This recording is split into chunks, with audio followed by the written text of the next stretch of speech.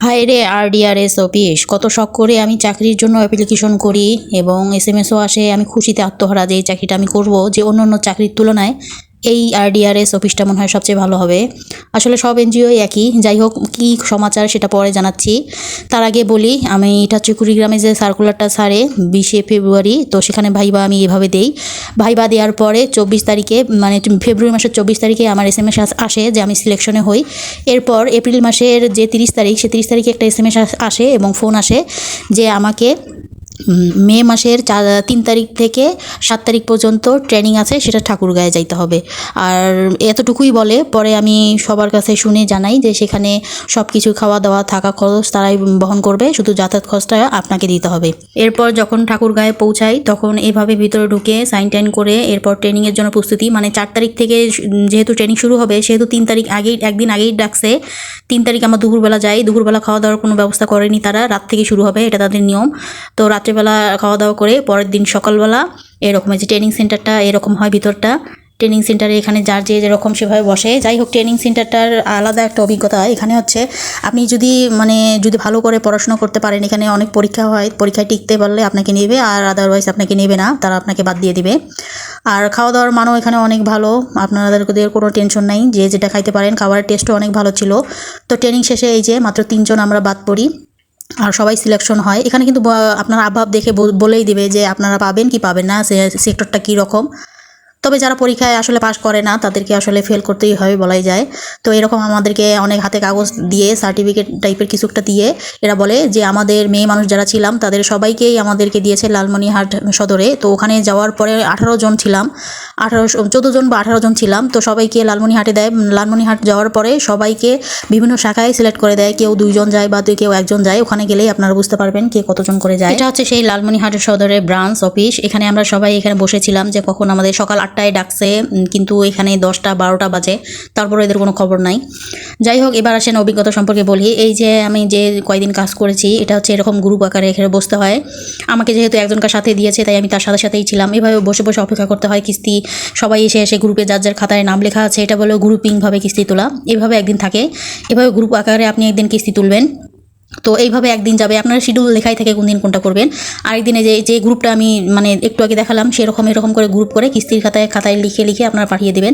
আসলে কাজটা যত সহজ মনে করেন, আসলে অতটা সহজ না, শিখতে একটু সময় লাগবে। যদি করতে পারেন তাহলে ভালো, আর করতে না পারলে করার কিছু নাই। আর সেদিন বৃষ্টি ছিল, যার জন্য একটা দোকানের মধ্যে বসে এভাবে আমরা কিস্তির যে খাতাগুলো নিয়েছিলাম সেগুলো আবার ফেরত দিয়েছিল, মানে অডিট আসছিল, তো এই জন্য আর কি খাতাগুলো নিয়ে চেক করছিল যে কে কত কিস্তি দিয়েছে।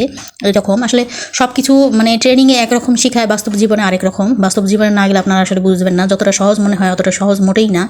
সকাল 7টা থেকে শুরু করে রাত 10টা 11টা পর্যন্ত সময় লাগে। শুধু কিস্তি তোলা না, কিস্তি তোলার পর অফিসে সেটা জমা দেওয়া, আবার সেটা পোস্টিং করা, বিভিন্ন কাজ থাকে। এই অফিসের কাজ মিলিয়ে আবার এইরকম করে কিস্তি তোলা মিলিয়ে অনেকটা সময় যায়। যেমন সকালের দিকে 8টার সময় যদি আপনি ফিল্ডে যান, দুপুর হতে হতে কিস্তি তুলে নিয়ে আসবেন, আবার সেটা মানে অফিসে জমা দিবেন কালেকশনের।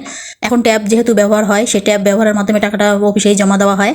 আর যেগুলো বাকি ছিল সেগুলো সন্ধ্যার পরে আবার যাইতে হয়। এই যে দেখুন, এটা পুরো জঙ্গলবাড়ির ভিতরে, বাঁশবাড়ির ভিতরে আমরা কিস্তি তুলতেছিলাম। এখানে আর একটা সম্মান কি, যাওয়ার সাথে সাথে চেয়ার দিয়ে বলবে আপা বসেন, এই এতটুকু সম্মান আসলে ভালোই লাগে জিনিসটা। এই জিনিসটা আমার কাছে খুব ভালো লাগছে, বলার পরে বলে আপা বসেন।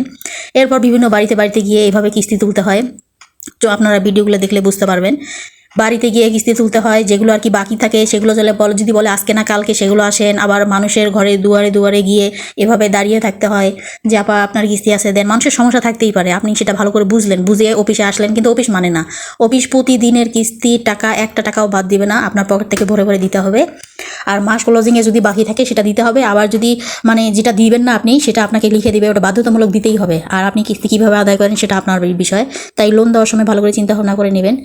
যেহেতু আমার এটা এক্সপিরিয়েন্স, মানে 1 মাস যেহেতু দেয় ওরা, সিলেকশন হওয়ার পর, শাখা সিলেকশন হওয়ার পর ওরা 1 মাসের জন্য দেয়, যে 1 মাস করার পরে আমাদেরকে দিয়েছিল 15,000 টাকা 1 মাসের জন্য। 1 মাস পর আবার অফিসে যাইতে হবে। অফিসে গিয়ে যে অফিস যাকে যেখানে বলবে সেই অফিসে গিয়ে আবার 6 মাসের জন্য তারা দেয়। তখন 25,000-এর উপরে বেতন হয়, 30,000-এর মতো প্রায় হয়। আর সকাল 7টা থেকে রাত 11টা পর্যন্ত টানা ডিউটি করতে পারবেন।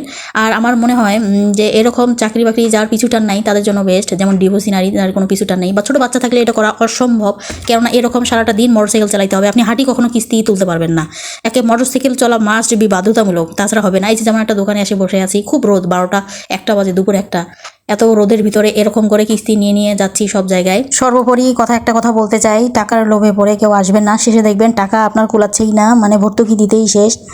কোনো কিস্তিওয়ালা চলে গেছে কোথাও, বা কোনো কিস্তিওয়ালা ঢাকা চলে গেছে, বা বিভিন্ন কারণে কিস্তি দিচ্ছে না, সেক্ষেত্রে আপনার পকেট থেকে দিতে হবে। আর মাস শেষে দেখা যাবে যে 25,000 টাকার জায়গায় আপনার কাছে অনেক টাকা কমে আসছে। আর পরিবারকে সময় তো একবারেই দেওয়া যায় না। এদের যারা চাকরি করে সবাই, তাদেরকে আমি দেখলাম কারো স্বামী কাছে থাকে না, সবাই গাইবান্ধা, বগুড়া এখান থেকে আসছে, লালমনিহাটে। এদের কারো স্বামী থাকে না। আর যদি স্বামী থাকে তো শুক্র শনি বন্ধ হওয়ার কথা, তো কাজের চাপ থাকলে এই শুক্র শনিও বন্ধ নাই। স্বামীরা আসে আবার নিজে নিজে রান্না করে খেয়ে চলে যায়। তাদের রান্না করার কোনো সময়ই নাই, যে স্বামীকে যে একটা রান্না করে খাওয়াবে তার কোনো সময়ই থাকে না। তো এই চাকরিতে আসতে গেলে ভেবে চিন্তে তারপর আসবেন, যাতে কোনো পিছু টান না থাকে, তাহলে আপনারা এই চাকরি করতে পারবেন। আর কারো যদি এই চাকরির বিষয়ে আরও কিছু জানার থাকে তাহলে আমাকে জানান, তাহলে আমি উত্তর দেওয়ার চেষ্টা করব।